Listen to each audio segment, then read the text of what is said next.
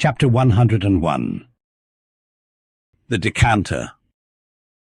Ere the English ship fades from sight, be it set down here that she hailed from London, and was named after the late Samuel Enderby, merchant of that city, the original of the famous whaling house of Enderby and Sons, a house which, in my poor whaleman's opinion, comes not far behind the united royal houses of the Tudors and Bourbons in point of real historical interest. How long, prior to the year of our Lord 1775, this great whaling house was in existence, my numerous fish documents do not make plain, but in that year, 1775, it fitted out the first English ships that ever regularly hunted the sperm whale, though for some score of years previous, ever since 1726, our valiant Coffins and Maceys of Nantucket and the Vineyard had in large fleets pursued that Leviathan, but only in the North and South Atlantic, not elsewhere.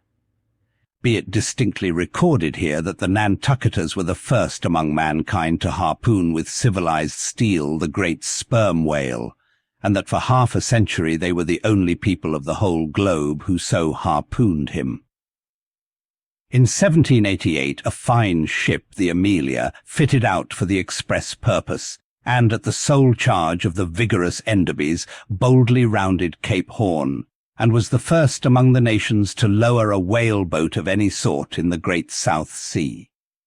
The voyage was a skilful and lucky one, and returning to her berth with her hold full of the precious sperm, the Amelia's example was soon followed by other ships, English and American, and thus the vast sperm whale grounds of the Pacific were thrown open.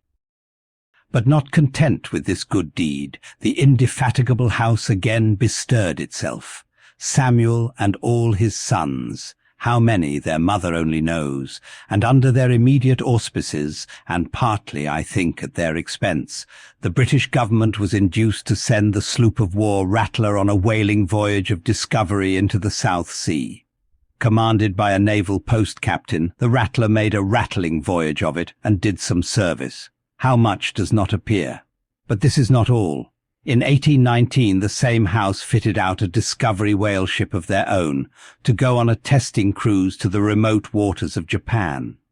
That ship, well called the Siren, made a noble experimental cruise, and it was thus that the great Japanese whaling ground first became generally known. The Siren, in this famous voyage, was commanded by a Captain Coffin, a Nantucketer. All honour to the Enderbys, therefore, whose house I think exists to the present day, though doubtless the original Samuel must long ago have slipped his cable for the great South Sea of the other world. The ship named after him was worthy of the honour, being a very fast sailor and a noble craft every way. I boarded her once at midnight somewhere off the Patagonian coast and drank good flip down in the forecastle. It was a fine gam we had, and they were all trumps, every soul on board. A short life to them, and a jolly death, and that fine gam I had, long, very long after old Ahab touched her planks with his ivory heel. It minds me of the noble, solid Saxon hospitality of that ship, and may my parson forget me, and the devil remember me if I ever lose sight of it. Flip. Did I say we had flip? Yes. And we flipped it at the rate of 10 gallons the hour, and when the squall came, for it's squally off there by Patagonia, and all hands, visitors and all, were called to reef topsails, we were so top-heavy that we had to swing each other aloft in bowlines, and we ignorantly furled the skirts of our jackets into the sails, so that we hung there, reefed fast in the howling gale, a warning example to all drunken tars. However, the masts did not go overboard, and by we scrambled down so sober that we had to pass the flip again, though the savage salt spray bursting down the forecastle scuttle rather too much diluted and pickled it to my taste. The beef was fine, tough, but with body in it. They said it was bull beef, others that it was dromedary beef, but I do not know for certain how that was. They had dumplings too. Small but substantial, symmetrically globular and indestructible dumplings. I fancied that you could feel them and roll them about in you after they were swallowed. If you stooped over too far forward, You risked their pitching out of you like billiard balls. The bread, but that couldn't be helped. Besides, it was an anti-scorbutic. In short, the bread contained the only fresh fare they had. But the forecastle was not very light, and it was very easy to step over into a dark corner when you ate it. But all in all, taking her from truck to helm, considering the dimensions of the cook's boilers, including his own live parchment boilers, fore and aft, I say, the Samuel Enderby was a jolly ship, of good fare and plenty, fine flip and strong, crack fellows all, and capital from boot heels to hatband. But why was it, think ye, that the Samuel Enderby and some other English whalers I know of, not all though, were such famous hospitable ships, that passed round the beef and the bread and the can and the joke, and were not soon weary of eating and drinking and laughing? I will tell you. The abounding good cheer of these English whalers is matter for historical research. Nor have I been at all sparing of historical whale research when it has seemed needed. The English were preceded in the whale fishery by the Hollanders, Zealanders, and Danes, from whom they derived many terms still extant in the fishery, and what is yet more, their fat old fashions, touching plenty to eat and drink. For, as a general thing, the English merchant ship scrimps her crew, but not so the English whaler. Hence, in the English, this thing of whaling good cheer is not normal and natural, but incidental and particular, and therefore must have some special origin, which is here pointed out, and will be still further elucidated. During my researches in the Leviathanic histories, I stumbled upon an ancient Dutch volume, which, by the musty whaling smell of it, I knew must be about whalers. The title was Dan Koopman, wherefore I concluded that this must be the invaluable memoirs of some Amsterdam cooper in the fishery, as every whale ship must carry its cooper. I was reinforced in this opinion by seeing that it was the production of one Fitz Swackhammer. But my friend Dr. Snodhead, a very learned man, professor of Low Dutch and High German in the College of Santa Claus and St. Potts, to whom I handed the work for translation, giving him a box of sperm candles for his trouble. This same Dr. Snodhead, so soon as he spied the book, assured me that Dan Koopman did not mean the cooper, but the merchant. In short, this ancient and learned Low Dutch book treated of the commerce of Holland, and among other subjects contained a very interesting account of its whale fishery.